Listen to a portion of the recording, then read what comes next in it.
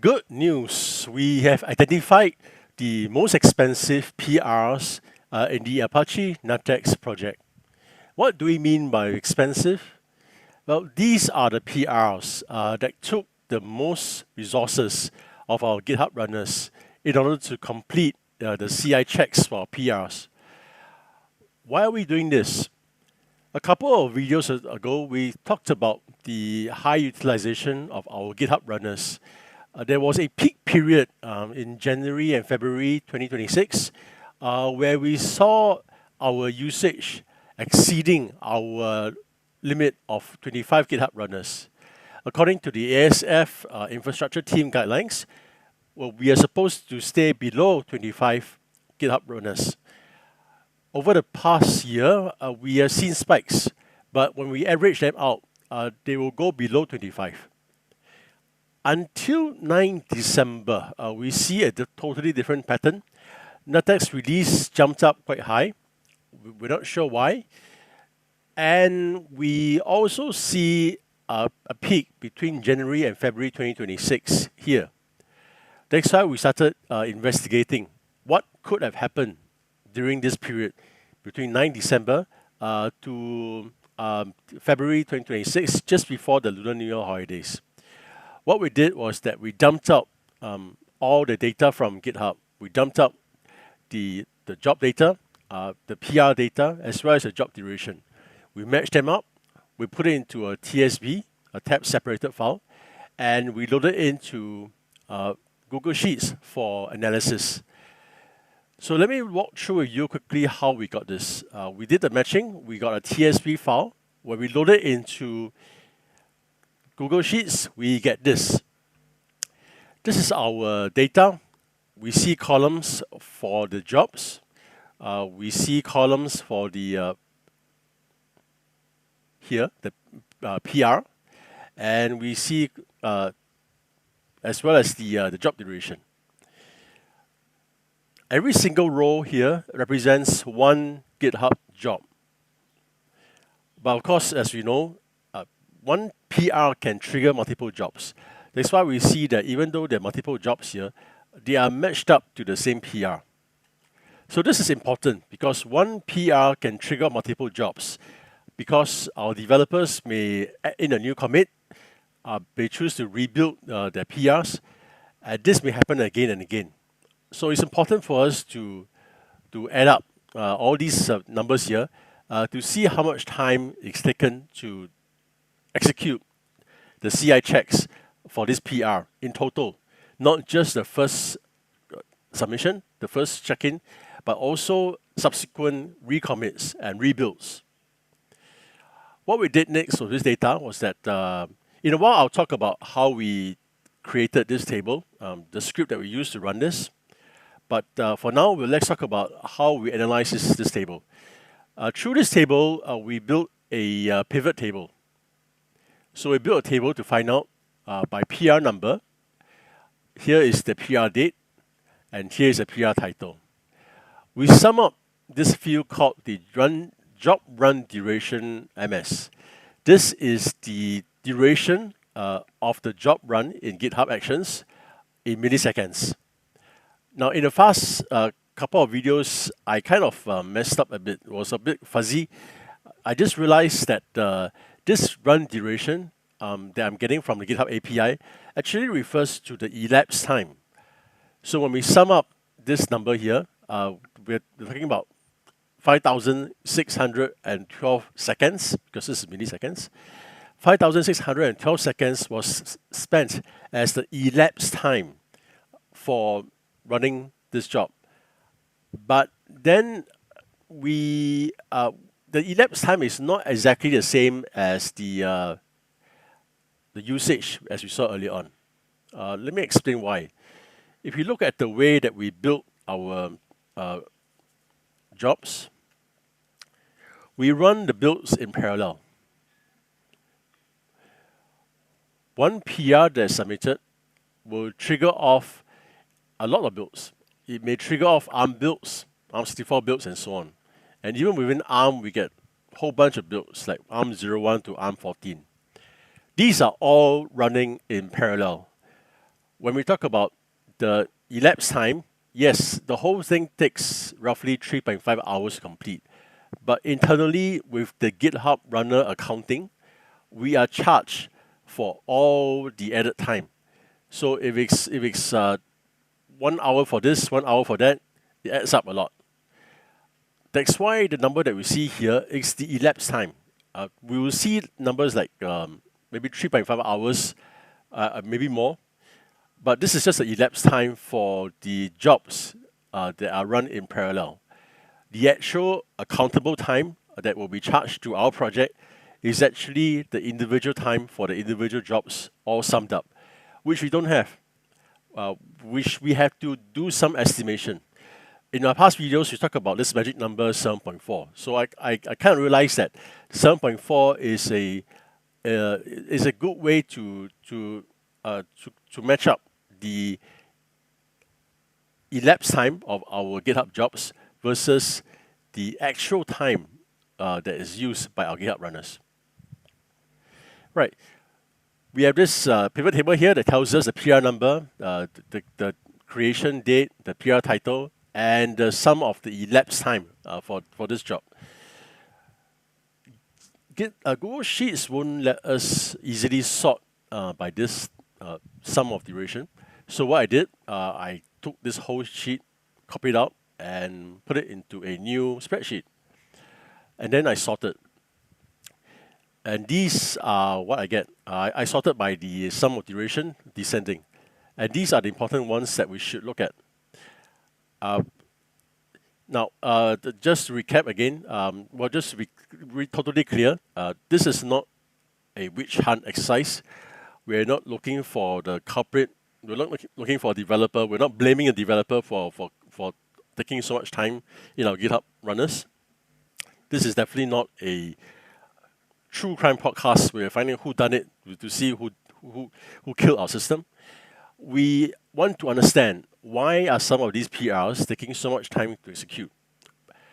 Is there a problem with our process? Are certain things that we are doing today in GitHub on NuttX not right? Are there processes that we should try to sort out outside of GitHub before we move them in? We'll see some examples in a while. Now, let's look at the top one. We see that this particular PR took so much of runtime. When we divide it by milliseconds, seconds, and hours, we discover that it uses 85 elapsed hours to execute this particular PR, the CI actions. Now, we take 2.5 as a good benchmark. 3.5 is the usual limit for a CI job. The most complex CI job, when I submit a PR, it runs a CI check. The most complex PR will finish in 3.5 hours. This is elapsed time. So when we divide by 3.5, we get this really huge number, 24.4. It means that this PR could have been submitted 24 times. And therefore we're taking up 24 times the resource of a typical PR, which is quite astonishing. We need to figure out what's going on here. And also, is there a problem with the development process we are doing in NuttX right now? Why are we subjecting our developer to wait 24 times of a normal PR in order to see this whole PR through all the CI checks? What is it that is making our developer resubmit 24 times and waiting 24 times for this PR to complete? Now we're going to click in to see what's this PR all about. Again, remember, we are not doing a witch hunt. I'm not going to blame anybody. We need to understand what's happening. The first really incredible thing that I noticed is that this PR was closed, which means that we wasted 24 times of a normal PR execution just to conclude with a PR that was not merged into NuttX. This is a bit distressing. This could indicate some kind of process issue that we need to manage. why are we doing so much work on a PR that wasn't ultimately merged? As a resource point of view, it indicates to me that we have wasted a lot of resources for nothing. Could we have moved this outside elsewhere to do the development before we actually do all this PR work, all these PR checks inside of GitHub? This is something I need to explore more. I need to look through this and understand what's going on. Why was it eventually rejected? But it's not a good sign. The most expensive PR that we see here was actually closed without merging, which means that we actually wasted 85 hours just to do this. And this is the most expensive PR that we've seen so far. Our data is from March 2025 to March 2026, and this is the most expensive PR within that period. Now, if we look at the date, 20th of October. 20th of October is not within our peak of January to February 2026, but it's pretty close. 12th October is quite close to around this peak here. Remember that we have a smaller peak due to our NuttX release. Well, this PR could have contributed to this peak here. So it didn't contribute to the peak in January and February, but it contributed to this peak here, which is why it's very interesting for me to look at and to discover how we could have saved 85 elapsed hours of GitHub runners. Let's go through the rest quickly. Now, I've highlighted the ones that are interesting to us. I skipped the rest because April, it's not within the peak period, so let's skip that for now. Neither is July, April, or that. So the ones I've highlighted in orange, in blue, and in yellow are the ones that I will look at subsequently. Now, this one in January 24th fits quite nicely into our peak. We see that our peak is around the 13th of January up to 3rd of February. So what exactly is about? Let's go in there. Okay, again, this PR was closed. So we, again, wasted a lot of resources on this PR, which was not much. Again, quite distressing. I need to find out, is this a process issue or is there some other technical problem that's making us waste this PR usage? Moving on, we have another one in December.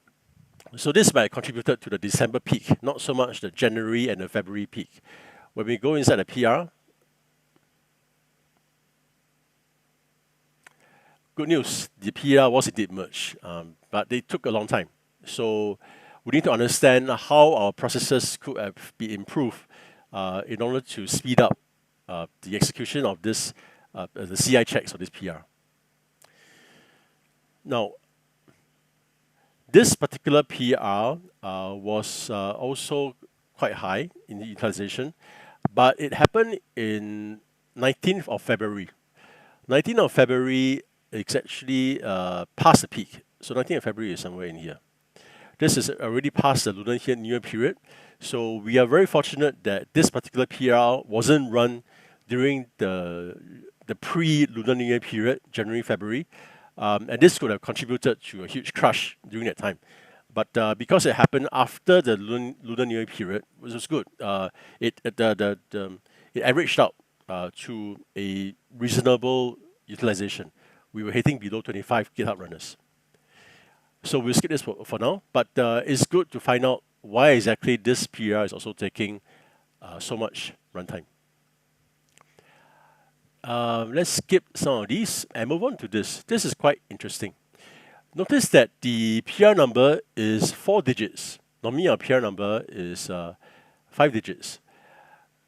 This indicates that this particular PR is not coming from the NuttX repo. It's coming from the NuttX apps repo. If we look at going to this URL and we change this to NuttX apps,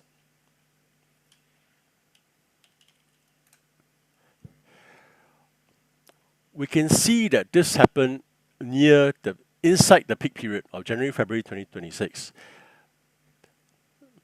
So this is actually another PR that we need to look very closely to find out why it's taking so long. I also mentioned that NuttX apps are a bit concerning to me because they will occupy, they will take out a lot of resources during our builds. All NuttX apps will take 3.5 hours to build for any kind of PR, whether no matter how complex or how simple it is.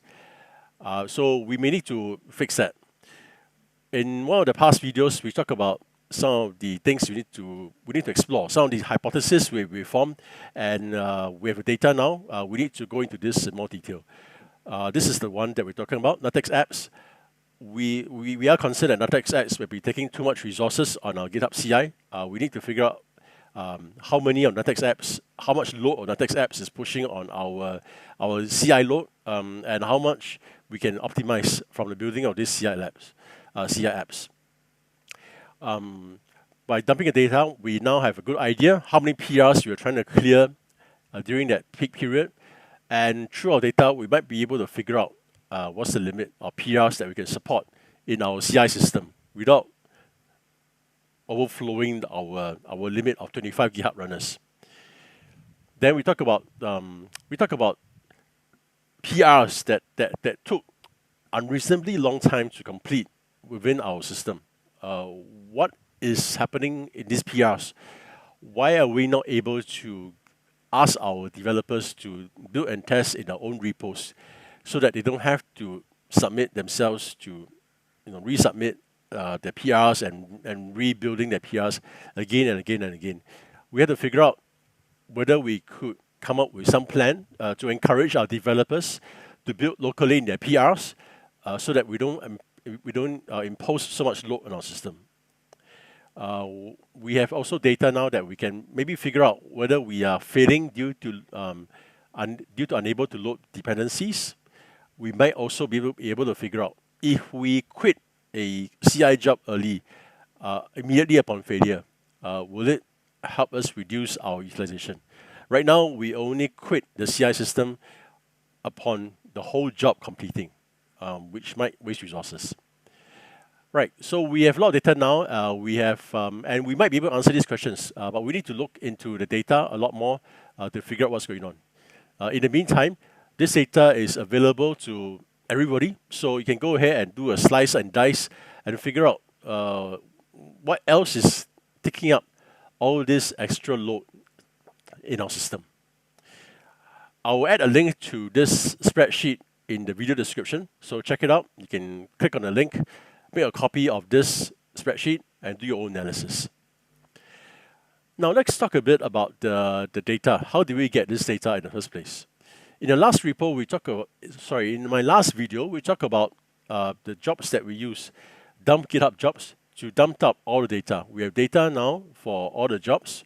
We can go in there and we can see that this particular job for this PR, how long it took. We have data on the PRs.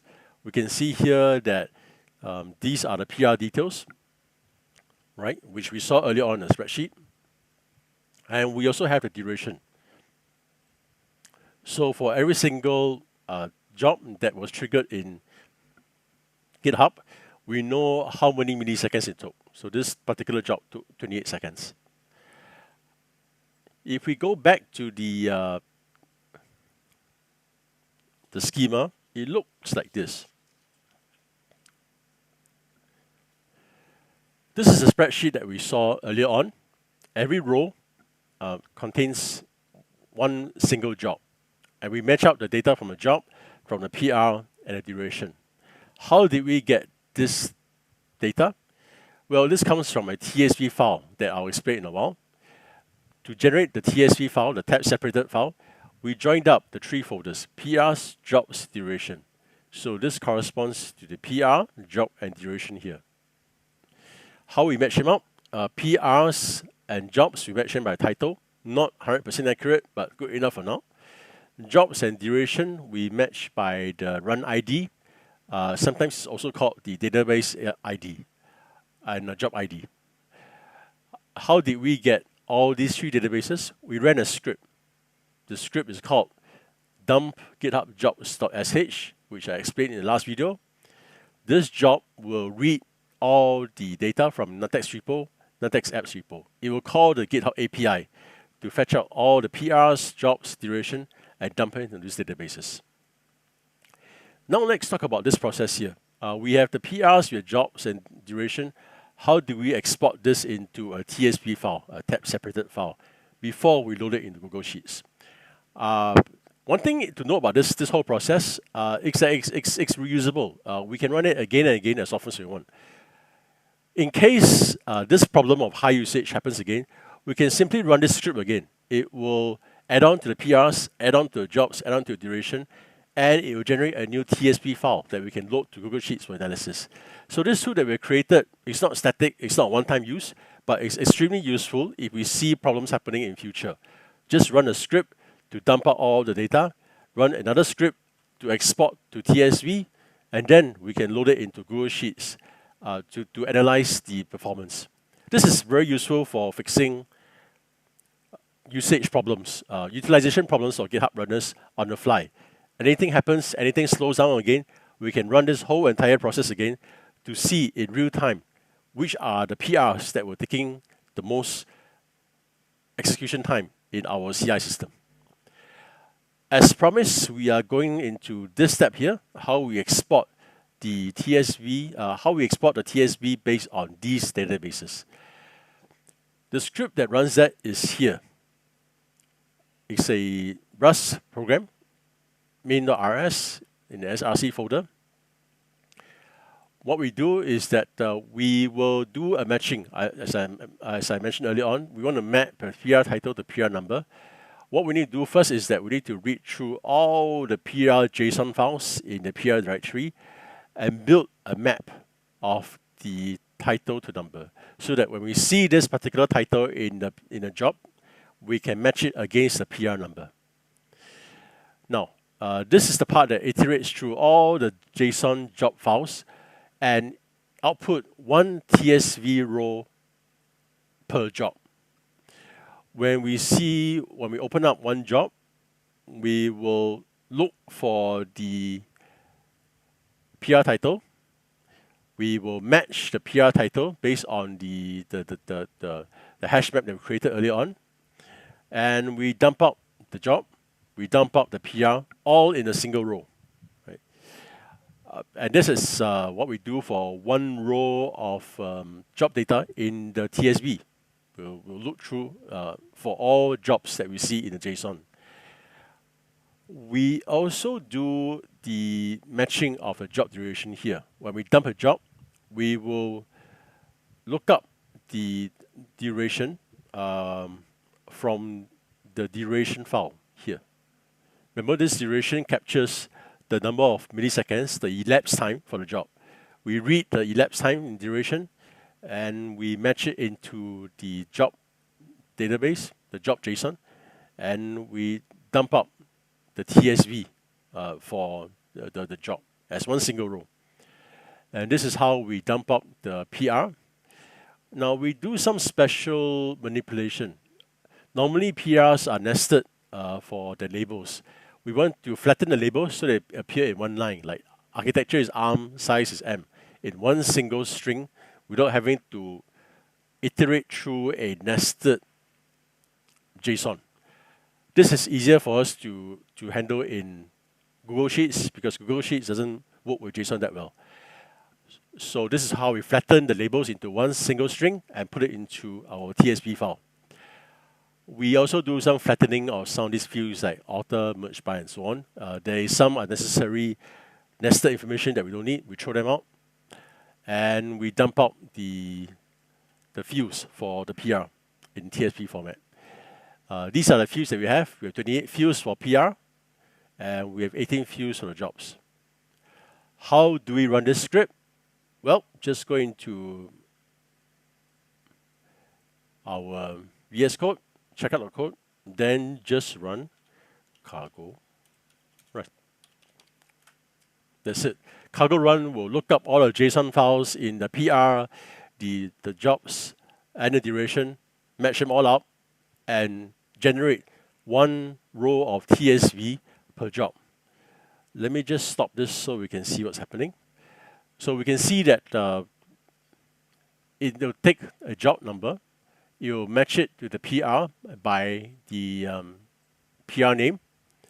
It will emit one row of job in TSP format, then one row of the PR in TSP format.